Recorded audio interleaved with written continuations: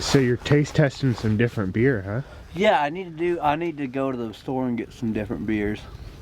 I've just thought all I got at the house is PBR, imagine that. But you know what? PBR has done just fine for the past 69 years, so don't change, good thing, I guess.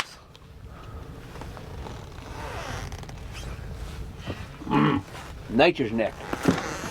Wintertime in Oklahoma. It ain't warm, that's for sure. And we've been getting a lot of rain, so nothing dries up.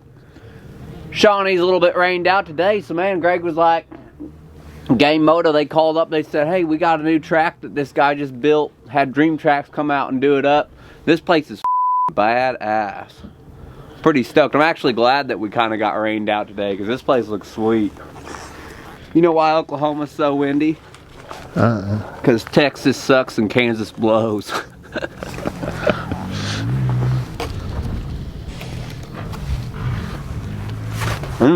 Tastes like grapes. I still got all these juicy spits because I've still got all this saliva from having the damn vid. Nothing a PBR and some beach nut won't fix though. That's the thing, is like, I thought I was immune from the COVID-19.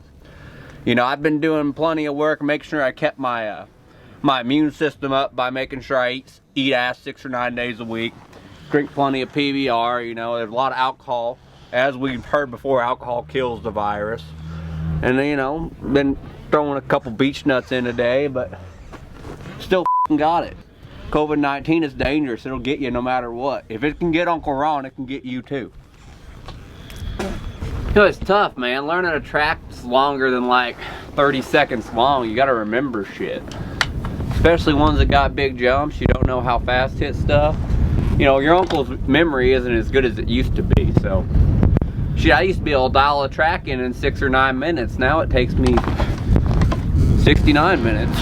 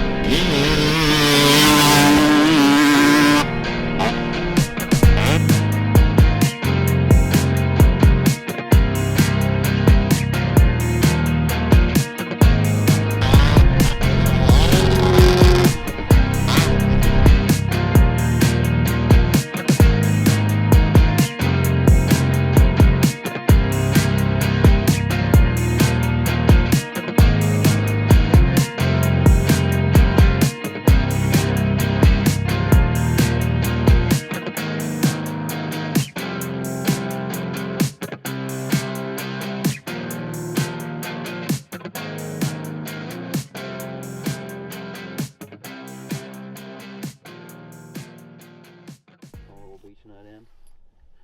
Gotta create my spitter real quick. This old beech nut get juicy on you. Juicy poosey. Here's the thing, everybody always asks me all the time, Ronnie, why aren't you out at the Anaheim ones, and why aren't you racing with the Ellie Tomacs? I've tried to go and race the AMA stuff, and I keep on getting the same thing back. For one, they say the Screaming Eagle, oh no, that bike's too old, it's not competitive, and you're gonna get yourself hurt on an old motorcycle like that. I was like, whatever, the big excuse is they don't want me kicking their ass. But I've kind of gave up that dream and that hope, There used to be like, Ron, Ron wants to go race, Ron wants to line up there on the gate. But, to be fair, like, the fine people over at the AMA, they aren't going to let it happen. So, now I just enjoy riding my two-stroke, man. I'm not giving up hope on racing anymore. I still like to ride, and I still like to rip it up. I like to go burn blast and air wheelie and all that stuff. But I realize, you know what? I ain't selling out and riding no four-stroke or no electric bike or whatever the hell they got coming out next. I'm just going to go do me. I'm going to live in Oklahoma, and I'm going to ride badass tracks. I'm going to do big air wheelies. I'm going to burn blast. And you know what?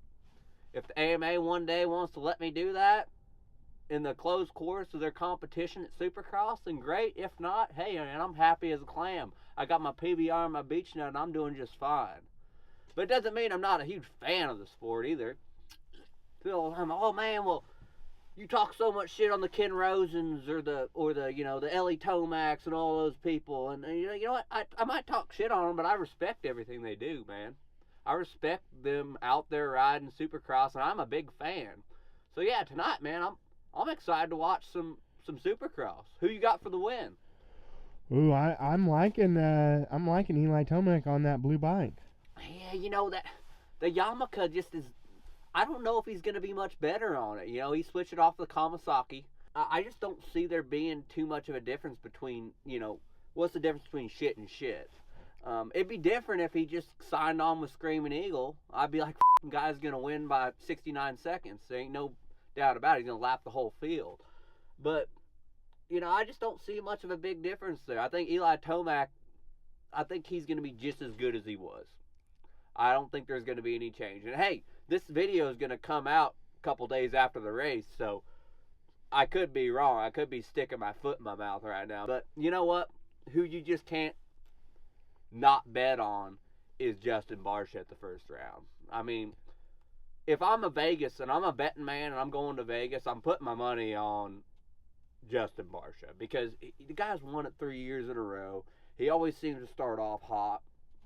He might fizzle out like a firecracker, but he always starts out hot. I actually want to say Chase Sexton's going to win.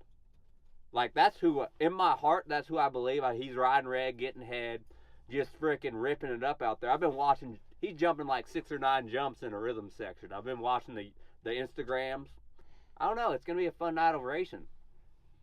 What do you think about the foreigners coming in and winning championships in the AMA? The outdoor series with old Dylan Fernando. Good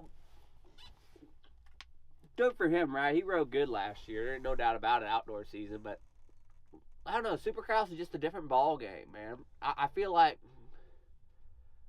America's kind of just dominated that scene for a while, between Eli Tomac, Cooper Webb, Jason Anderson before that. And then, I don't know, Dungy won it like 6 or 9 years in a row. And same with Villapoto. Like, you look down the list of people, and a foreigner, I don't know if a foreigner's won in the last 20 years a Supercross champion. Oh, wait, I guess we don't call him a foreigner, but Chad Reed was probably the last person that wasn't American that won an AMA Supercross. I could be wrong. I don't know. I've got head injuries and issues, and I'm an alcoholic, so I forget a lot of things. But, when it comes down to it, I think that outdoor series is just different than Supercross. You ain't going to have no commie coming over here and winning no Supercross series because Americans race Supercross. That's what we do. That's what we put our focus into. People are like, oh, why are you losing Motocross the Nations every year? Because you know what? Piss on outdoors. We got Supercross. That's our big show is Supercross. I think outdoors is just a little bit of a it's a side factor. It's like after Supercross season's over, it's like, ooh, now we get a week to prepare for outdoors. That's not the primary focus. I think we're going to see another American on top in the Supercross season. Lights class is going to be fun to watch too, though, man. I obviously our Oklahoma boys racing tonight. Colt Nichols, he's got the number 1 plate on the East Coast, but he's gonna collect another one on the West Coast most likely. And like I've hung out with that Indian boy quite a bit, done a lot of riding with him, and man, I think the lights class is gonna be a fun one to watch too.